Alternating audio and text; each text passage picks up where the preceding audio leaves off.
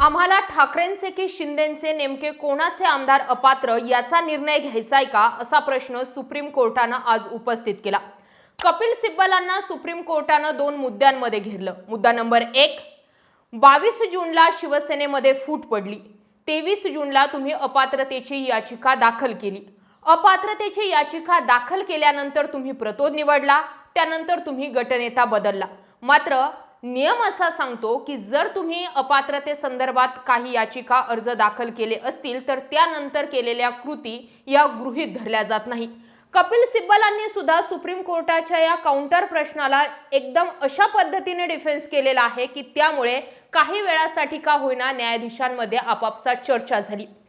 अपात्रतेच्या निर्णयासंदर्भात किंवा याचिका संदर्भात दोन याचिका दोन वेगवेगळ्या तारखांना दाखल करण्यात आल्या। सुरुवातीला 16 आमदारांच्या अपात्रतेबाबत निकाल द्यावा या संदर्भातील याचिका ही 23 जूनला दाखल करण्यात आली आणि त्यानंतर दुसरे जे उर्वरित आमदार एकनाथ शिंदेंसोबत गेले त्यांच्या विरोधात 2 जुलैला अपात्रते संदर्भात याचिका दाखल करण्यात आली। याचा अर्थ असा की सुरुवातीला फक्त 16 आमदारांच्या अपात्रतेबाबत आम्ही निर्णय घ्या असं म्हटलं होतं।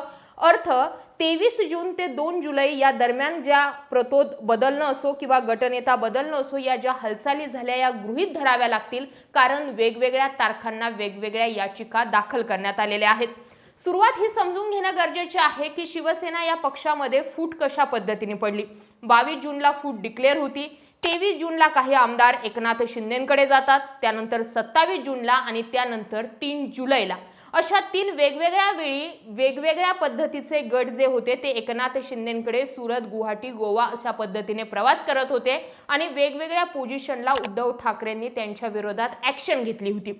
दरम्यान 22 जुलै आणि 26 जुलैला प्रतोद म्हणून सुनील प्रभूंनी जो व्हीप या आमदारांविरोधात बजावला होता आणि उद्धव ठाकरेंच्या नेतृत्वाखालील बैठकीत उपस्थित रहा अशा पद्धतीचा तो व्हीप होता, तो व्हीप 22 जुलैचाही धुडकावला गेला आणि 26 जुलैचाही धुडकावला गेला। यावरती सुप्रीम कोर्टाने असं म्हटलं की या बैठकीला अनुपस्थित राहणं म्हणजे पक्ष नेतृत्वाला या आमदारांनी आव्हान दिलं होतं असं म्हणता येईल का।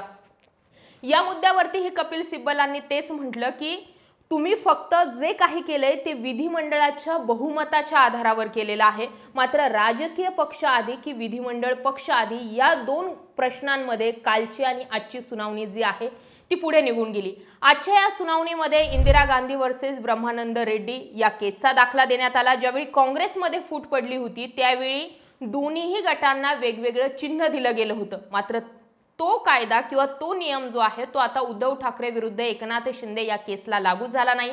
समाजवादी पार्टीचंही उदाहरण देण्यात आलं आणि केरळ हायकोर्टाच्या एका निकालाचंही उदाहरण जे होतं ते आजच्या या सुनावणीमध्ये देण्यात आलं। ही सुनावणी पुढे ढकलली आहे, पुढच्या आठवड्यामध्ये पुन्हा सुनावणी होणार आहे, पण आज सुप्रीम कोर्टाने 1-2 मुद्द्यांमध्ये कपिल सिब्बल आणि ठाकरेंच्याच बाजूने युक्तिवाद करत असणाऱ्या देवदत्त कामत यांना घेरलं आणि त्या सगळ्या गोष्टींना कशा पद्धतीने डिफेन्स केलं गेलं यावरती आपण काही मुद्द्यांच्या आधारे लक्षात घेऊयात। सगळ्यात महत्त्वाचा मुद्दा कपिल सिब्बलांकडून उपस्थित केला गेला तो म्हणजे निवडणूक आयोगानं 2018च्या घटनेमधील दुरुस्ती जी आहे ती अमान्य केलेली आहे, ती नाकारलेली आहे। मात्र कपिल सिब्बलांनी आज सुप्रीम कोर्टात प्रश्न असा उपस्थित केलाय, धड ना एकनाथ शिंदे ना ठाकरे गट कोणीही निवडणूक आयोगाकडे गेलंच नव्हतं, मग निवडणूक आयोगाकडे 2018ची घटना आली कुठून। नंबर 1।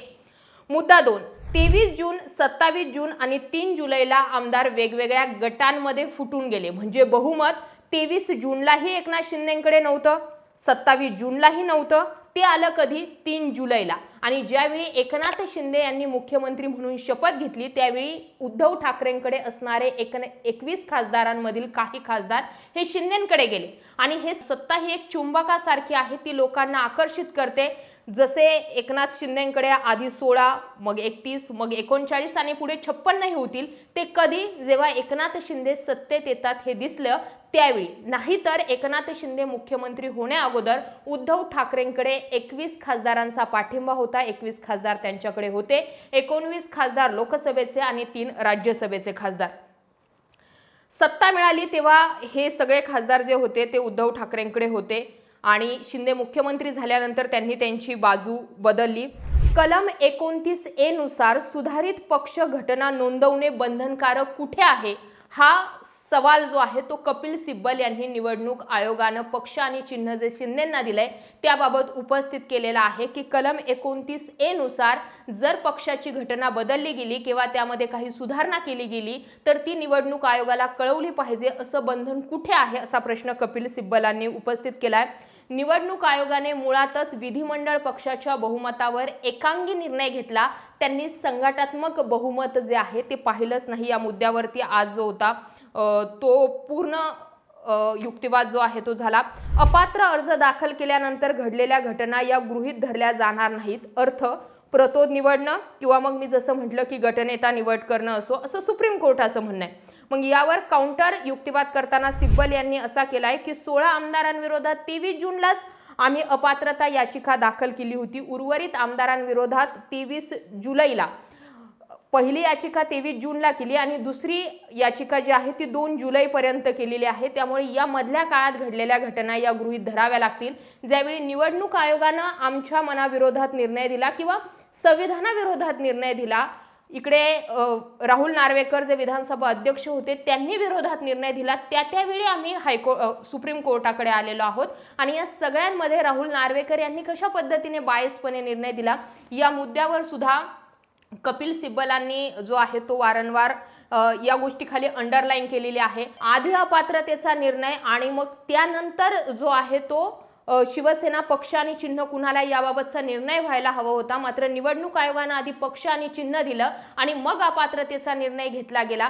जर अपात्रतेचा निर्णय योग्य कायद्याला धरून आधी घेतला गेला असता तर परिणाम वेगळे दिसले असते, पक्ष आणि चिन्ह त्यांच्याकडे जात नव्हतं, कारण विधिमंडळाचं बहुमत जे आहे तेच एकनाथ शिंदेंकडे येत नव्हतं।